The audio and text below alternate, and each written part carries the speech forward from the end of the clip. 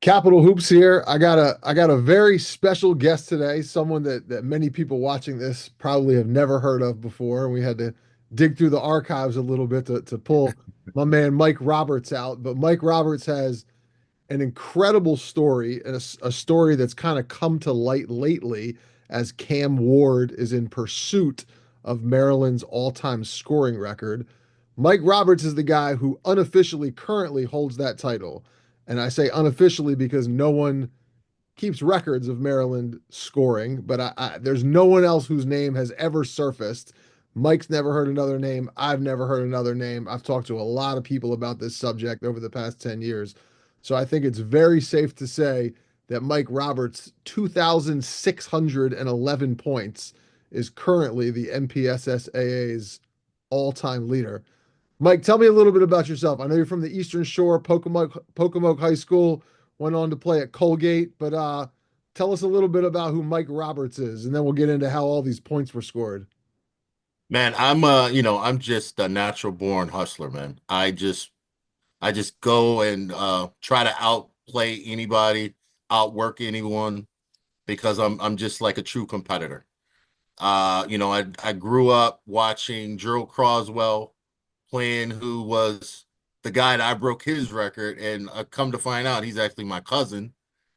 And I used to go over, after school when I was 12 years old, I used to go and play with the varsity team because they heard about this kid that was 6'2", left-handed, a little athletic, and I got better and better.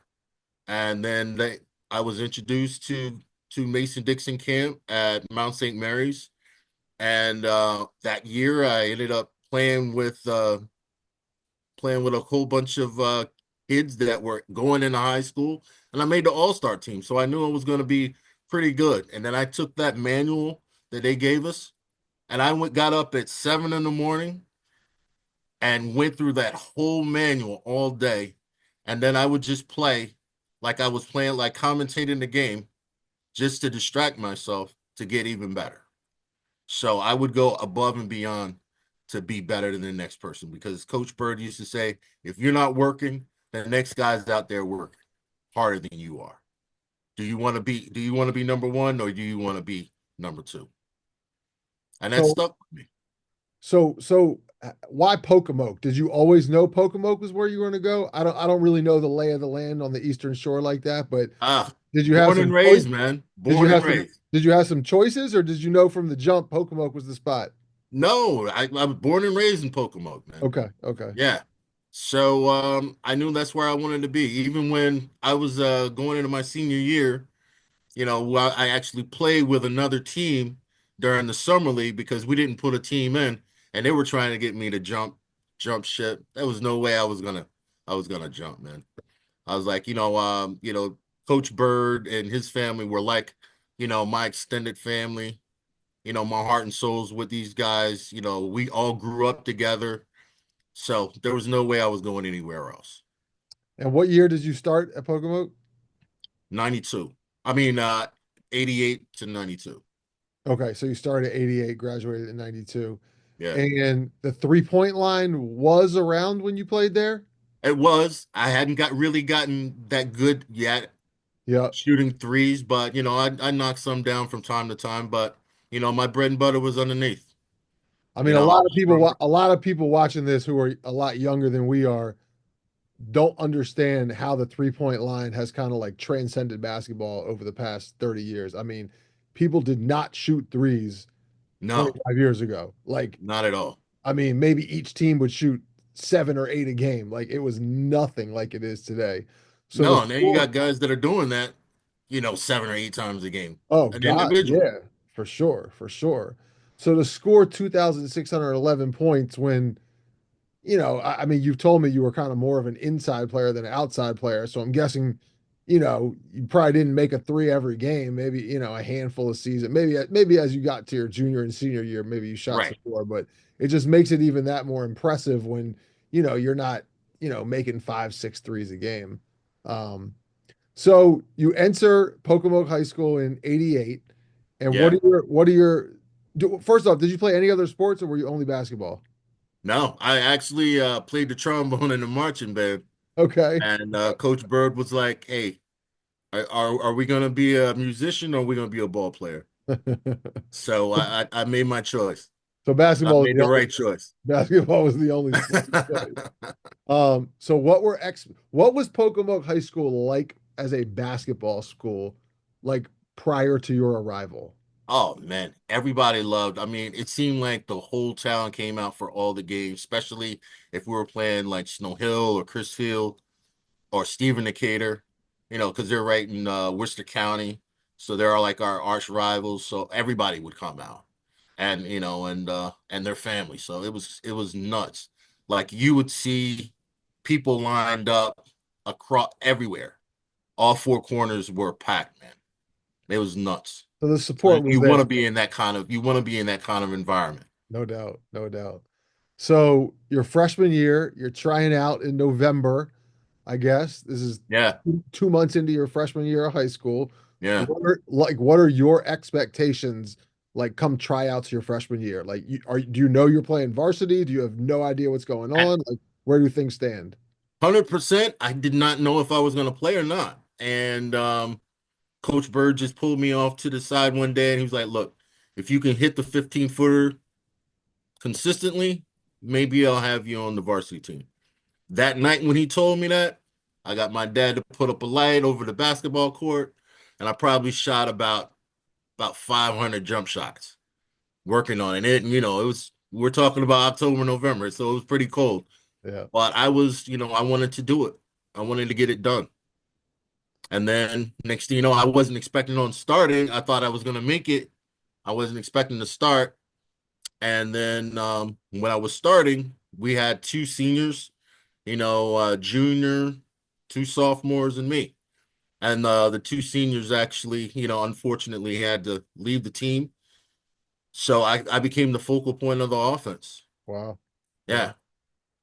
So okay, so freshman year, how do things evolve? Like if you scored 2,611 points, I know you're putting up numbers as a freshman. Unless you're scoring 50 a game as a senior, you had to have putting up some serious numbers as a freshman. So what was your freshman season like from a scoring perspective? Well, it started out, like I told you before, like, I had a 20-point game and then, then it was 22, 28, 30, maybe a couple of times. But I was also cleaning the glass too. It was a lot of offensive rebounds, a lot of putbacks, a lot of M1s, going to the line, knocking them down. So I just got better and better after that. The range got better. I started working on my handle, and I was be able to take people one on one instead of just getting on the block and drop stecking or doing an up and under. You have any recollection what you averaged a game as a freshman or a ballpark idea? It was probably around 22, 22. 23. Okay. Okay. Yeah. And then it went up to my sophomore year, went up to about 28. Wow. And then junior year was 32. And then I was a little over 36 senior year. A little over 36. And then obviously another huge component to scoring this number of points is not only averaging a lot, but it's A, staying healthy and staying out of trouble because you got to play in all these games. And 100%. it's B, playing in like postseason games, or I don't know if they had a county championship back then, it's like, but it's amassing this number of games because you're trying, getting this cumulative number that keeps going up. So, what Yeah. was kind of your health like, and I mean, ever get like suspended, not being able to play for a night? Like, No, no. how many games you think you missed in your 4 years? Any? I probably missed maybe one or two. Okay. Yeah, that was it, man. I just shot, I did my work. I was an A student, AB student, and and I just played ball. I tried to stay healthy. I did, I stretched on my off time, shot 500 jump shots, man. Whenever I could get them in. I even like my sophomore year, I took a job as a custodian just so I could get keys to the gym and shoot whenever I want. At Pocomoke High School? Yeah, exactly, man. When did they start hiring students to be janitors? So, all right. So Gotta get creative, man. tell me a little bit about your team success. Um, I'm assuming you had to play in a lot of playoff games, again, like we talked Yeah. about, to amass this number of points. But how many, how deep into the playoffs were you guys getting throughout your tenure there? Well, freshman year, I think we got eliminated maybe first or second round. Oh wow. And it kind of hurt because we went through such adversity, losing our two captains Mhm. and pretty much like rebranding ourselves. And then sophomore year, we were right there um, to go across the bay, and we lost. I had a three that I thought was going to go down, and it didn't go down. And that's when I said, "Hey, I got to put the work in and start shooting more threes and work on my 3-point shooting." So you lost in the game before the game that would have been at Coalfield House. So that was Yeah, yeah. the state And quarterfinals. then junior and senior year, we went my junior year. We ended up in the state championship game and came up short. You remember who And you played? then, You remember who you played? oh man, Joppa Town. Joppa Town. Okay. Yeah, they had it looked like a football squad instead of a basketball team. And we were like so winded from the Boonesboro game, because we went in overtime and I sprained my ankle. I'd sprained it pretty well, and it That, was it was that was in that was in the semis at Coalfield House. yeah, yeah, Okay. Okay. yeah. So playing the next day against this huge team with a huge front line, point guard looked like a linebacker. You could tell that some of those guys did play football though. Yeah. Yeah. And my senior year, we went back to states, but we came up short. So never got that Never elusive got no, pick. never got the ring, man. No.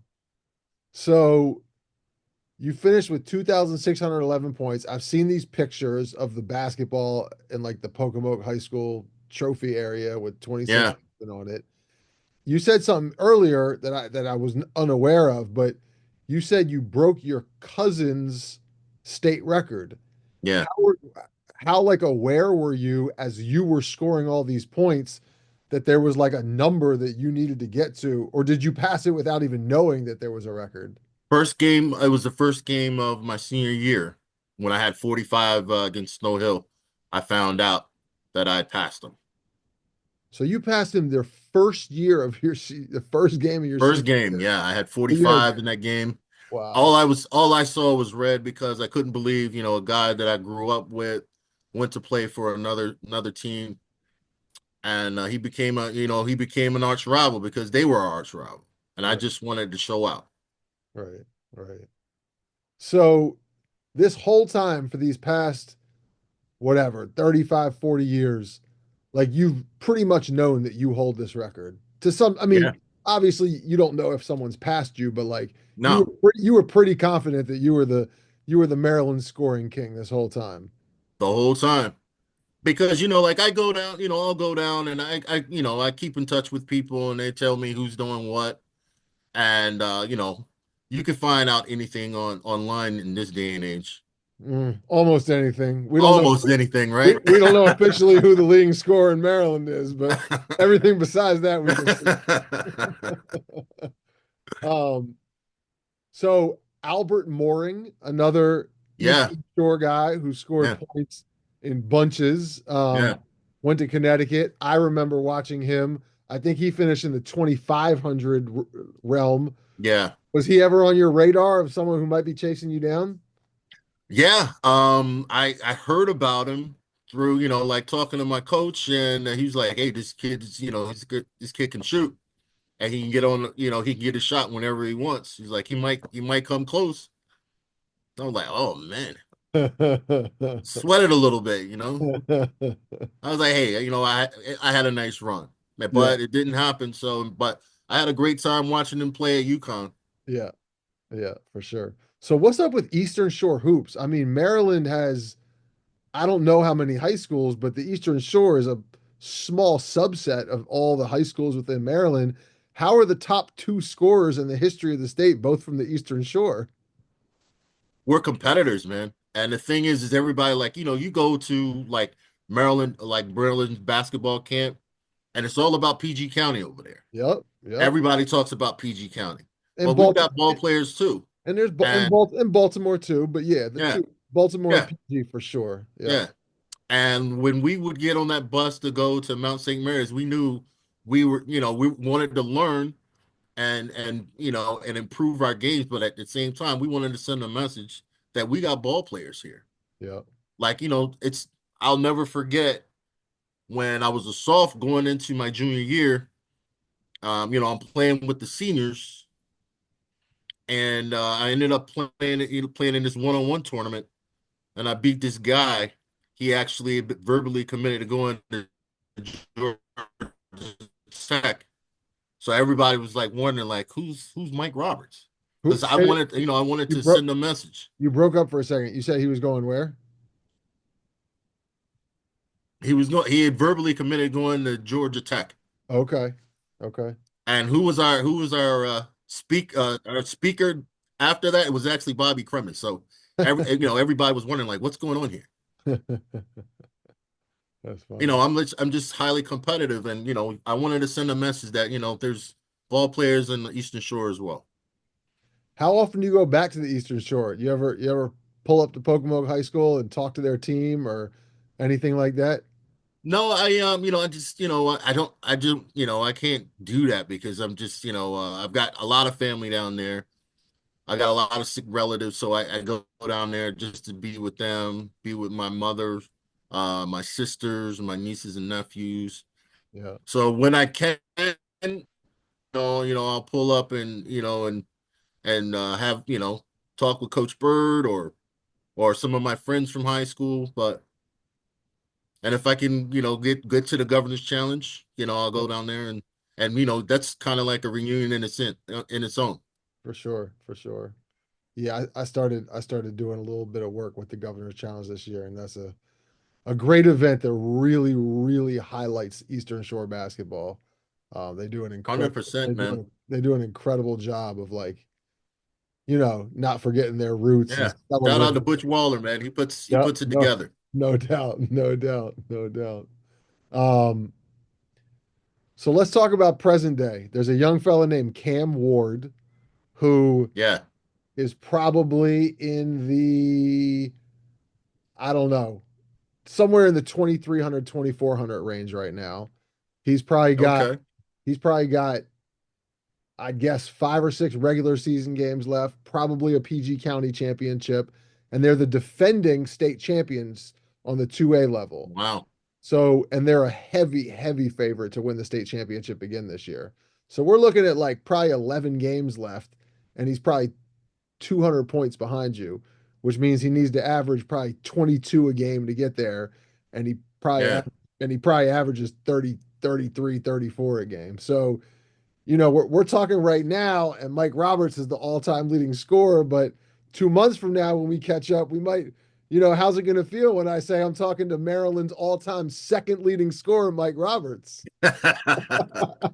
Hey, it lasted for this long. I mean, we're talking what, 33 years? Yeah, No, yeah. that's nothing to hang your hat on. So God bless the kid. We'll He, send you some videotapes of him, and you'll be able to watch him on TV. He'll be at Michigan State next year, and I'm sure it'll be difficult to miss him. awesome. I look forward to Yeah. it. Um, well, Mike, what else are you up to? Like basketball, you went to Colgate after Pocomoke. Yeah. You Yeah. graduated Colgate in what, like 96, 96. 95? You played Yeah. with the Donald Foyle there?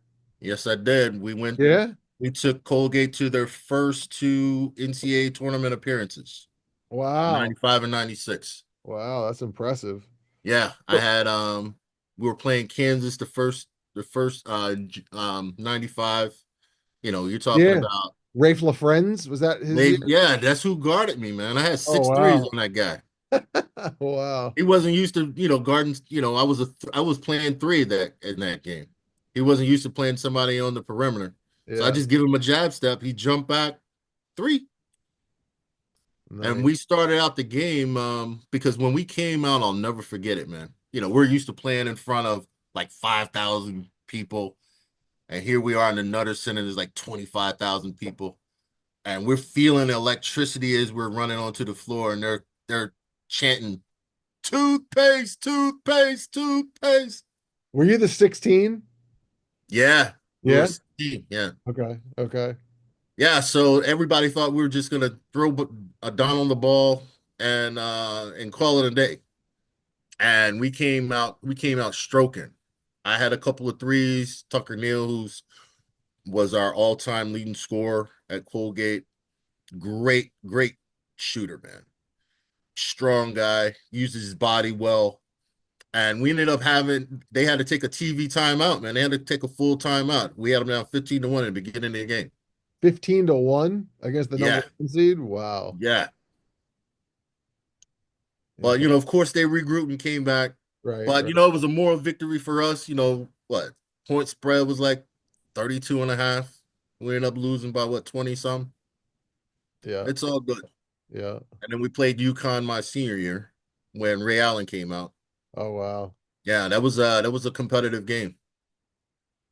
Good stuff. So what happened post Colgate? Any professional basketball in I your career? wanted to I wanted to play overseas, but because we how college teams play like Marathon Oil. We had played the 14 Explorers, and the head, the captain of the team, he actually played for Coach Bruin when he was the coach at Catholic University, Yeah. guy Neil Phillips. So my junior year, this guy's actually guarding me, and I ended up scoring 28 on him. He's like, "Yo, I'm gonna keep an eye on you." So he came back the following year, scored 31 on him. He's like, "Yo, we're gonna keep in contact." Never heard from him. So I was like, "Look, I got a great education from Colgate. I'm gonna, go to New York City and live my best life." Do you regret that decision at all? You wish you had pursued hoops a little more, or you happy with the way things? Absolutely. Yeah.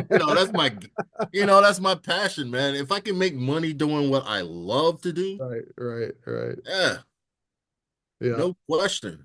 yeah. But I came up here, did well on in the staffing world, and I ended up still playing ball in the Urban Professional League, and Okay. we played at a high level. We have like 16 championships collectively. So you still get it in. Still get it in, man. I told you this past summer, I won a 3-on-3 competition. So how's that lefty stroke? Still got it or what? Absolutely, man. I told you they got to Google me, man. You leave me open, you're done. You're toast. So how much tabs do you keep on like like DMV basketball these days? Anything at all? Is that something that's ever, enters your wheelhouse? Do you ever read articles or watch videos or On the pay weekends, attention? yeah, Yeah, absolutely. yeah, Yeah, ever since, I think because me and a couple of guys that used to work the Maryland basketball camps, we talk about Maryland basketball all the time. yeah. Um, Big ups to my boy John Hotchberg. He We stay in contact all the time. He played over at Utica Tech and Western Maryland, and now he's an AD. And we talk about basketball all the time. So, we try and, stay on top of things. Good stuff. Good stuff. Well, Mike, I appreciate it, man. I don't know if I have anything else. This was very fascinating getting to know you. Um, your 30 years of fame might be the door might be closing a hair, but It's all good, man. I had a nice run. you kept And that not too many throne. Yeah, you sat at the top. You sat at the mountaintop for a long time, my man. A decades, man. So, hey, long I time. got nothing to be ashamed of. Definitely not. Um, well, thank you. If Cam Ward does break your record, I'll be certain to, send you a clip of it and pass his stuff on. Maybe we can get the two of you on a FaceTime or Instagram live, and you can officially pass the torch to him if it does come to that. But yeah, I really appreciate your time. I know it was random when I tracked you down Yeah, 20 man, years you got me. ago. You got me at the wrong. I thought we were gonna be getting on tomorrow, and I'm getting ready for bed. I'm about to get the icy hot on this bad back. So Um, I had to regroup, man, and pivot accordingly, man. had to pivot, no doubt, no doubt. Well, thanks, Mike. Again, I really appreciate it. And best of luck. I'm sure we'll stay in touch. Uh, Yes, and maybe I'll see you at the governor's challenge one of these days. 100%, man. Let's do it. Good stuff. All right, man. Thanks, You have a Mike. good one. Appreciate you. Thank you. Appreciate you too.